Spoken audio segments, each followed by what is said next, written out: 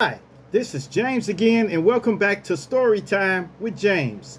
Make sure you like, subscribe, and leave me a comment if you like. And hit me on the Cash App. Bless my Cash App so I can purchase acrylic paint, masking tape, and paintbrushes. It's just that simple. All right, this story time is a rebroadcast, okay?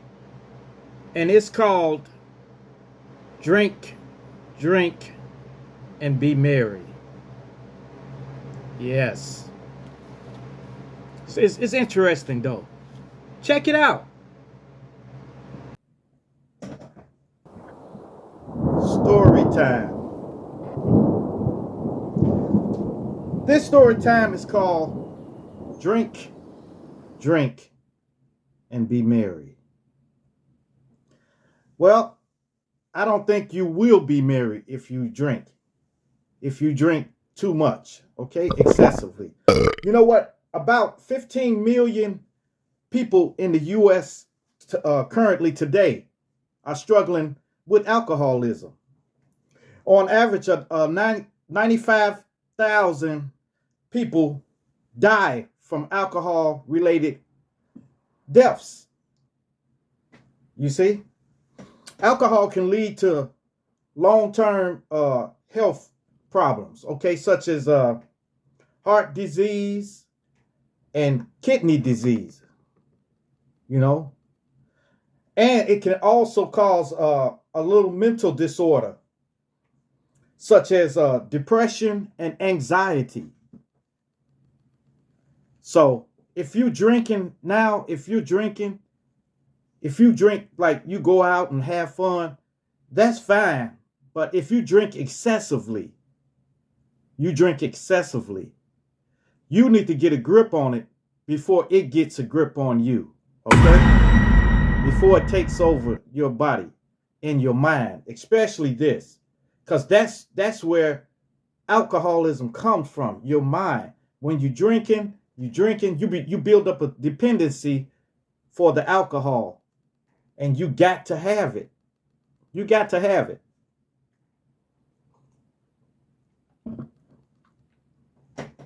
You end up having to have it, and that's not good. That's not good. It's many people I see walking around that are alcoholics. Some of them are functioning alcoholics. Some of them come to work and everything, but they're mentally thinking of getting home and getting a drink. They're constantly thinking of that. That's why a lot of them, they're ready to leave as soon as they get to work. They want to go home. They try to find reasons to leave work so they can get home and get that drink. Drink it out the bottle or out of a glass or whatever. Like for a story closer to home, my father suffered from alcoholism, and he had to be hospitalized. You know, and I contribute that day when he had to be hospitalized for saving my life. Okay, from preventing me from becoming the way he was. Okay, I tried to take a lot of stuff from my father. You know, I tried to take his work ethic and everything else. You know, but that I couldn't stand for it. You know. See, my father worked at Wrigley's Gum Factory, Wrigley's Gum, and they used to make gum and everything. He used to come home smelling like gum and stuff like that. And he used to bring gum home for us and stuff like that. He used to bring a lot of stuff home from his job and stuff like that. You know, so it was a good time. But on his days off, he would sit there and he would drink. He would have a couple of his friends come over, maybe, you know, and they would drink and they would laugh and they'd be loud and everything like that. But back then, that's when kids, they didn't get in grown folks' business. Kids didn't get in grown folks' business. What we did when they had company over, the kids had to go to their room or go outside and play or go down in the basement and play or something like that. We didn't stay in grown folks' business. Okay? So a lot of this I don't know. But when I got like 15 years old, my dad some for some reason something happened at his job. I don't think he was fired or nothing, but I think he got real sick. So he had to leave the job for a while. He left for about a month and then went back. But it went downhill ever since, you know. So after that, he started working at Ritz Dye Factory. Ritz Dye Factory. So he worked there, but he couldn't breathe in all of that chemical, like that dye and stuff like that. So all of a sudden, I don't know what happened. Like I told you, I was kind of young, and like I said, we didn't stay in grown folks' business. We didn't sit there in their face and try to listen to what they were talking about. But I know he had to go to the hospital. So I went to the hospital to see him. And nobody was there. Nobody was there. When I got there, when I got to the hospital, I talked to them at the desk. They let me go up. And I went in there, and he was laying there in the bed, you know. And he said, "Junior, what you doing down here?"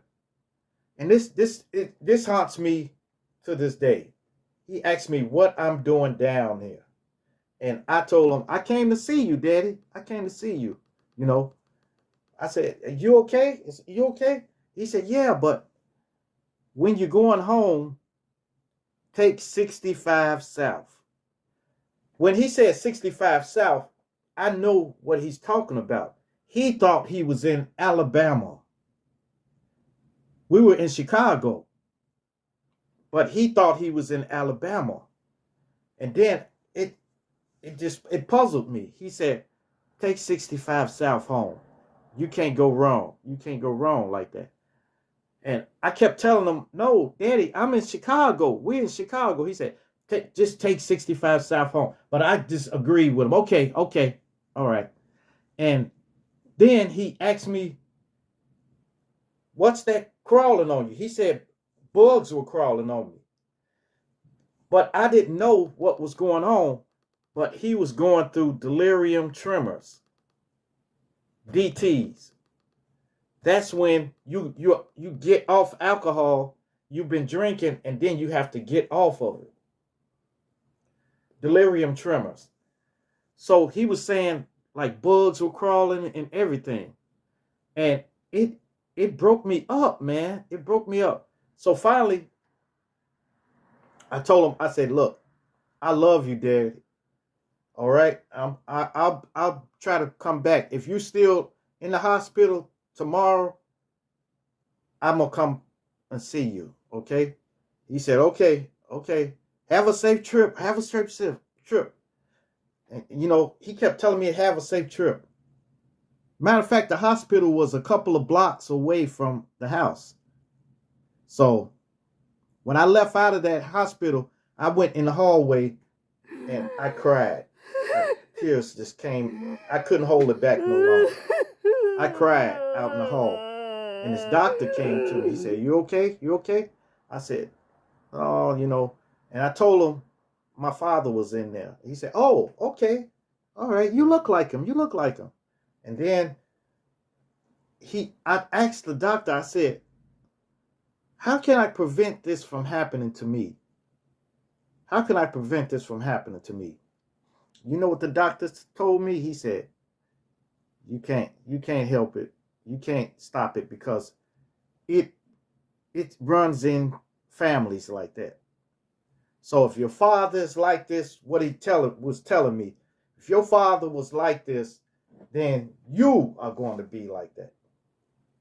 And I told him, I said, no, because I'm going to stop indulging in anything, drinking anything. Now, he said, yeah, but the addiction is you're gonna be prone to addiction. That's what he was trying to tell me. And I told him, I said, no, I'm not. And I left. And shortly after that, no more alcohol. No more alcohol. Well, I'm gonna tell the truth. I was indulging in alcohol. When I was 15, 16 years old, was drinking, with my buddies and stuff. So we would get drinks and drink them and stuff. But after that day, no more. I told them no more alcohol. So when I stopped drinking alcohol, I stopped with the pork. So from 17, 18 years old, I stopped everything. I stopped pork and drinking. Totally. And I never went back. Never. No alcohol, no pork, and no marijuana.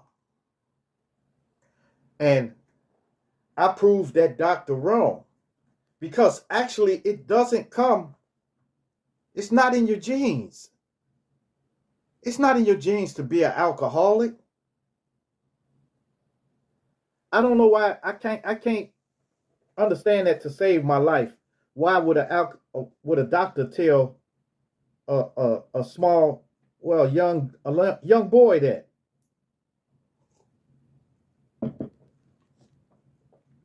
But anyway, my father got better. They let him out and he came home, So I didn't have to go back up there again. But that really shocked me into stopping drinking alcohol, But there's people who continue to drink.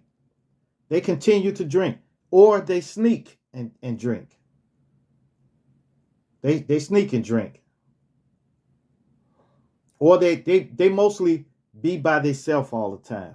They like, I don't want to come out. I'll be around there later on. I'll be around there later on. They do that. So when you know an outgoing person, then all of a sudden they start becoming reclusive. Start hiding out in the house, staying home and stuff. Either they're on alcohol or something. They're doing something. Or they're extremely depressed. So these are the people you need to be talking to. Talking to them. Tell them, hey, man, what's going on? What's going on? I've had many, many friends that had problems like that, I had a friend who was probably super depressed. And I noticed it. And I'm sure other people noticed it too, but they wanted him to continue to be in that state that he was in. I wanted to bring him out of it. So I've talked to him. So I tried to keep talking to him. And then I get home, then I call him. How you doing, man? What's going on? And then I try to keep him laughing and stuff. And then one day I said, look, I know what's going on, all right? Come on, let's run. You need to come with me and run some stress off. He didn't want to do it at first, but I stayed consistent. I stayed on him, and we went to the trail, and we ran like probably 4 miles. And I was talking to him while we was running, talking to him. See, the thing is, I wanted to get him running, because since he never ran like that, so he was breathing hard, so he couldn't talk back. So I can say whatever I wanted to say to him, and he couldn't talk back. He couldn't talk against me. All he could do was listen. He can listen to me. So we were running, and I was telling him, look, man, when you get like this, come out here to the trail and run. When you got stuff on your mind, come out here and run a couple of miles, And we kept running. And then when we got through, he was totally winded, when we got to the end of it. Then I asked him, he said, man, thank you, man. Thank you. I said, are you going to continue running? He said, yeah, man. I said, okay, we're going to run tomorrow then. So get your butt up, and we coming out here to the trail and run tomorrow. And the next day we ran again, Then all of a sudden he started getting his wind back. And he was able to run 3 miles without getting totally winded. Then that was it. Then he was on his own. He was on his own. And then he would call me, say, hey, I went up there, man. I ran a couple of miles and stuff like that, man. I feel good. See, that's what friends do to other people. You got to have some compassion for people like that. Don't turn your back on them. Okay? And if you're drinking or doing anything illegal substances, take measures to stop. Take measures to stop. Because it's not doing your body no good. In the long run, your body's going to break down from doing alcohol or whatever you're doing. And I'm not judging you. I'm trying to help you. It's a difference. Okay? So anything you're taking into your body that's not good, take steps to stop. Now, today, take steps to stop. So if you drinking alcohol, you need to stop. Because it's tearing your liver up. It's doing damage to probably your kidneys. It's probably putting ulcers in your stomach. And it's making you probably lose your job. You're going to lose your job and everything like that. Eventually, you're going to lose your job. And then from losing your job and everything, you're going to get depressed. So I advise you to stop. Okay? And that's a public service announcement from Mask and Tape Treasures. Okay? All right. Yes. I always like my older stories, because, I don't know. I guess I was feeling it more then, All right. Make sure you like, subscribe, and leave me a comment if you like. And hit that bell notification. So that you know every time I drop another video. And share. Share my videos with everyone so everyone can get this experience. Okay? Peace. Adios. Salamat. Cheer day.